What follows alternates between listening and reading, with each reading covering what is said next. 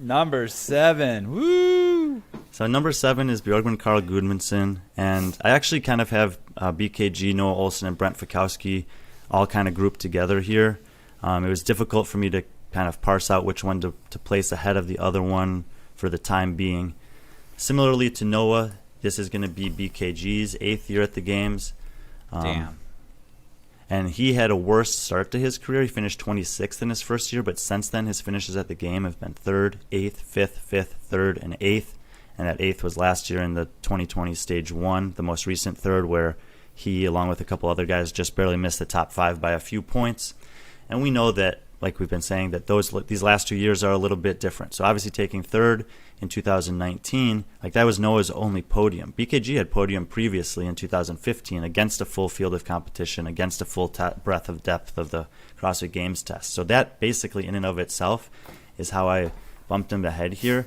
But I also feel like I was trying to stay pretty narrow on the Games competition, but because the last 2 years didn't give us the full insight, I also did consider some of their sanctional performances, and he was just better than Noah in the sanctionals. He was second to Fraser in Dubai. He won Iceland. He was 4th in Dubai the next year behind Vellner, Fikowski, and Roman Krenikov, and then he was second at Rogue to Patrick Vellner. So he's got a really good resume off the CrossFit Games field too in those sanctional competitions, whereas Noah had 4 third-place finishes and an 8th the 5 times he competed. So those are basically the 2 things I used to jump BKG ahead of Olsen and Fikowski here. But again, he's right in the conversation with both of these guys. I feel like this is a huge year for this section of the leaderboard and of the rankings, and each of them has the opportunity to kind of either further separate themselves from the other guys or to be passed by him if they do well and he does not.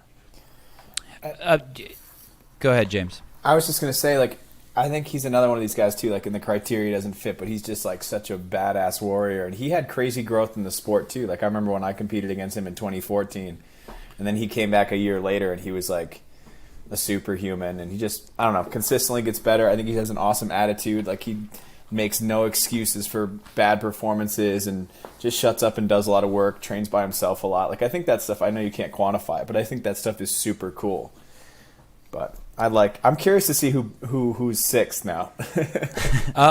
Before we go there, what's interesting? Did Fikowski compete against both Rich and Matt? Because what's interesting about Josh, BKG, and Noah is they also had to deal with both of these savages. Correct. Yeah. No, Fikowski didn't make the Games until 2016. He actually missed it by I think 1 spot 2 consecutive years from the regionals prior to that. So he never had the chance to compete against Rich in an individual competition. Okay. I don't approve of that lollipop in his mouth, by the way. That was Ryan's. All these pictures are Ryan's selection. There's no proof that there's actually a hard piece of candy on the other end of that, but I'm going to make that assumption.